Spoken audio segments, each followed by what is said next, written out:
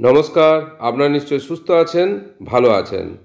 ১৬ই মে supreme court রাজ্য সরকারকে সমস্ত রাজ্য সরকারি কর্মচারীদের 25% ডিএ দেওয়ার যে নির্দেশ দিয়েছেন, তারপর থেকেই ডিএ এরিয়ার সংক্রান্ত বেশ চর্চা চলছে, তার হিসাব নিকাশ চলছে এবং কারো কারো মতে আদৌ কি ডিএ পাওয়া যাবে সে নিয়েও প্রশ্ন উঠছে।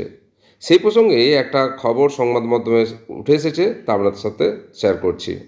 ডিএ এরিয়ার হিসাবে আদৌ পাওয়া যাবে কিনা সে সম্পর্কে অবসরপ্রাপ্ত প্রধান বিচারপতি কি বলেছেন একটু দেখে নেওয়া যাক। তার মতে বাম সরকারের জন্যই ডিএ দিতে হবে তৃণমূল সরকারকে।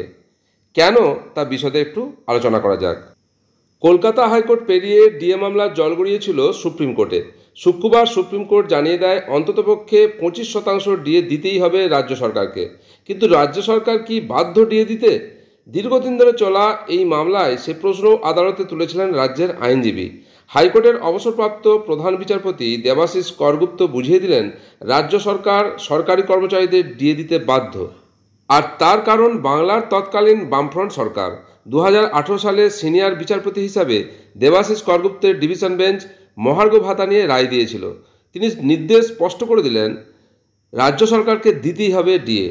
এদিনের নির্দেশের ভিত্তিতে কলকাতা হাইকোর্টের অবসরপ্রাপ্ত প্রধান বিচারপতি দেবাশিস করগুপ্ত জানান, নিয়ম অনুযায়ী মাইনে সংক্রান্ত কিংবা ডিএ সংক্রান্ত বিষয়ে পে কমিশন রাজ্য সরকারকে কোনো পরামর্শ দিতে পারে, কিন্তু সেটার গ্রহণযোগ্যতা নির্ভর করছে রাজ্য সরকারের ওপর, অর্থাৎ রাজ্য সেই পরামর্শ গ্রহণ করবে কিনা। সেই সময়ে মামলার শুনানি চলাকালীন আদালতের পর্যবেক্ষণে উঠে আসে 2009 সালের একটি নোটিফিকেশন ছিল, পে কমিশনের পরামর্শ গ্রহণ করেছিল বামফ্রন্ট সরকার।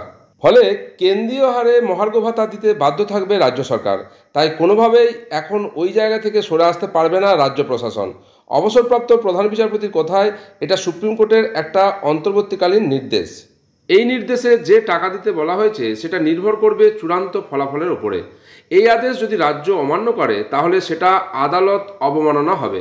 সেক্ষেত্রে যে আধিকারিক রয়েছেন তাদের জেল হতে পারে, জরিমানা হতে পারে। অর্থাৎ আদালতের নির্দেশ যদি অমান্য করা হয় তাহলে রাজ্য অর্থ দপ্তরের শীর্ষকর্তা অর্থাৎ অর্থ সচিবদের বিরুদ্ধে আইনানুগ ব্যবস্থা নিতে পারে সুপ্রিম কোর্ট। অবসরপ্রাপ্ত প্রধান বিচারপতি দেবাশিস করগুপ্ত এটাও স্পষ্ট করে দেন, এটা সর্বোচ্চ আদালত থেকে অন্তর্বর্তীকালীন নির্দেশ রয়েছে। এর পরবর্তীতে আর কোনো অ্যাপিল করা যায় না। এই মামলাতেই আবেদন জানাতে পারে, তবে তার গ্রহণযোগ্যতা থাকবে কি না তা আদালতের উপর নির্ভর করবে। সুপ্রিম কোর্টের নির্দেশে 25% ডিএ এরিয়ার হিসাবে সমস্ত রাজ্য সরকারি কর্মচারীদের রাজ্য সরকার দিতে বাধ্য কিনা বা আদৌ দেবে কিনা সে সম্পর্কে হাইকোর্টের প্রাক্তন প্রধান বিচারপতি দেবাশিস করগুপ্তের যে অভিমত তা আপনাদের সামনে তুলে ধরলাম। আপনারা সকলে সুস্থ থাকুন, ভালো থাকুন।